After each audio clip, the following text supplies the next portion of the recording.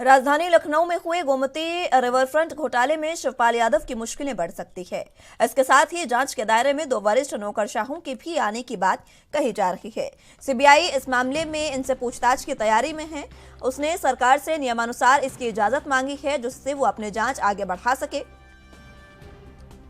इसके बाद योगी सरकार ने सिंचाई विभाग से संबंधित रिकॉर्ड तलब किया है और उसके आधार पर सीबीआई की पूछताछ के मामले में इजाजत भी दे दी है। इसको लेकर अब अखिलेश यादव का बयान सामने आया है। उन्होंने कहा कि अगर कैबिनेट के फैसले को सीबीआई, ईडी और सरकार नहीं मानेगी तो ये याद रखें कि बीजेपी के लोग हर दिन एक जैसे नहीं रहते। आपकी भी जांच होगी और आपके लोग भी फंसेंगे। गौर हो कि गोमती रिवरफ्रंट अखिलेश यादव का ड्रीम प्रोजेक्ट था। वो घोटाला 1438 करोड़ का माना जा रहा है। 2017 में योगी सरकार आने के बाद गोमती रिवरफ्रंट घोटाले की जांच शुरू की गई थी। प्रारंभिक जांच के बाद इस मामले को सीबीआई के हवाले किया गया। 30 नवंबर 2017 को सीबीआई ने पहली एफआईआर दर्ज की थी।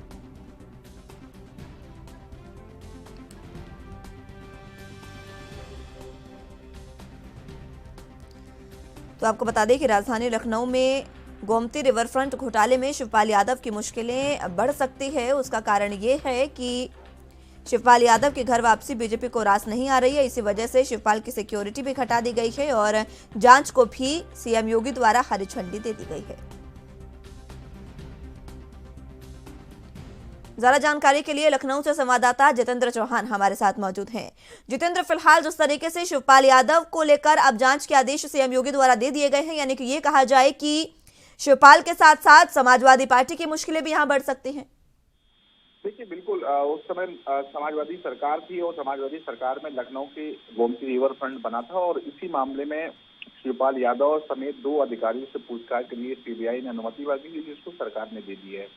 और ये कहा जा सकता है कि चाचा भतीजे का मिलन है वो अब कहीं ना कहीं उत्तर प्रदेश सरकार को रास नहीं आ रहा है और जाहिर सी बात है, पहले उनकी सुरक्षा कटाई गई। जब चाचा भतीजे के बीच में दूरियां थी तब उनकी सुरक्षा बढ़ाई गई थी और अब कहीं ना कहीं अब उनकी सुरक्षा जो रेड कैटेगरी थी वो वाई कैटेगरी कर दी गई है। और अब गोमती रिवर पर घोटाले मामले में, क्योंकि वो तत्कालीन मौजूदा उस समय तत्कालीन सिंचाई विभाग मंत्री थे वो शिवपाल यादव, और जाहिर सी बात है कि उसमें सरकार बता रही कि घोटाला है और घोटाला के चलते कहीं ना कहीं पहले कई इंजीनियरों के ऊपर कार्रवाई की गई है और अब जो तलवार है सीबीआई की, जो तलवार है वो शिवपाल यादव के ऊपर लटक रही है। शिवपाल यादव से पूछताछ की जाएगी और ये माना जा रहा है कि सिंचाई मंत्री होने के नाते उनका संलिप्तता पाई गई उस घोटाले में और कहीं ना कहीं इसके चलते उनसे पूछताछ की जाएगी। जितेंद्र, इसी के साथ साथ शिवपाल यादव का इस पर बयान सामने, माफ कीजिएगा, अखिलेश यादव का इस पर बयान सामने आया है। उन्होंने ये कहा है कि अगर जांच होगी तो बीजेपी के भी लोग घेरे में आएंगे और उन पर भी जांच होगी। ये उनका ये बयान आखिर किस ओर इशारा करता है?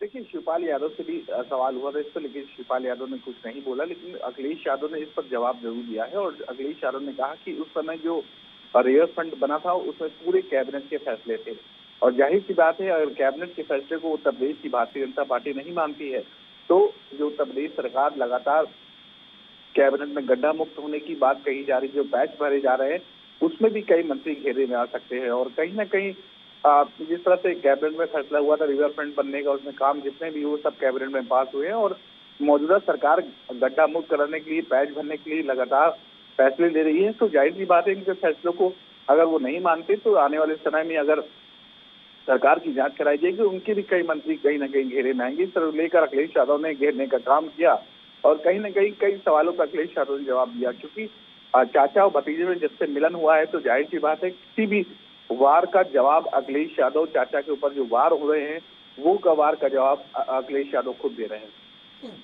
अभी जिस तरीके से ये बताया जाता है कि गोमती रिवर फ्रंट जो है वो अखिलेश यादव का ड्रीम प्रोजेक्ट था। ये काफी लंबे समय से अखिलेश यादव जो है वो इसको शुरू करना चाह रहे थे, लेकिन अब जिस तरीके से इसमें घोटाले का मामला जो है उस पर लगातार जांच हो रही है, सीबीआई, ईडी के जो तमाम लोग हैं इन पर भी अखिलेश यादव ने निशाना साधा और इन पर भी सवाल उठाए। देखिए, उस समय मौजूदा बात की बात सिंचाई मंत्री थे और अखिलेश यादव का टीम थे, क्योंकि मुख्यमंत्री थे अखिलेश यादव। और जाहिर सी बात है कि जिस तरह से पैसा पास हुआ है और सीबीआई इस चीज को मान रही है कि जो पैसा पास हुआ उसमें 60% काम नहीं पूरा हो पाया और कहीं ना कहीं पूरी तरह से बड़ा एक बजट लिया गया और 60% काम अधूरा ही छोड़ दिया गया। तो इस तरह की घोटाले की जांच हो रही है और जाहिर सी बात है कि घोटाले की जांच में पहले कई इंजीनियर नप गए हैं और अब 2 अधिकारी जो बड़े उस समय मौजूदा अधिकारी थे, वो उनसे पूछताछ की जाएगी। सीबीआई शिवपाल यादव से पूछताछ करेगी और कहीं नहीं कहा जा सकता है कि जल्द ही शिवपाल यादव तक सीबीआई पहुंच सकती है। अनुमति मिल चुकी है, शिवपाल यादव से भी जल्दी पूछताछ हो सकती है। जितेंद्र, एक सवाल तो ये भी है ना, जब तक शिवपाल यादव बीजेपी में शामिल थे तब तक इस तरीके की जांच की बात नहीं थी, और जैसे ही वो वापस से समाजवादी पार्टी में शामिल हुए तो उसके बाद एक बार फिर से उन पर जांच को हरी झंडी दिखा दी गई सीएम द्वारा।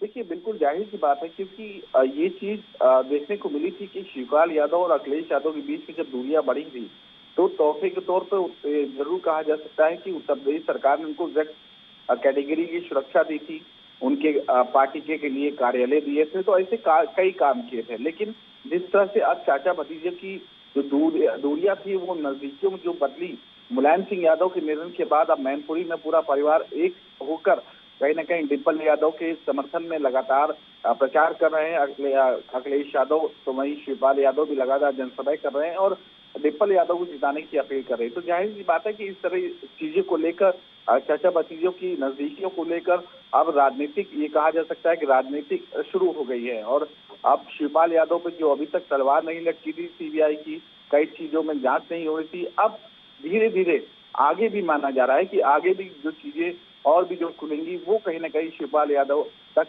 सरकार जरूर ले जाएगी।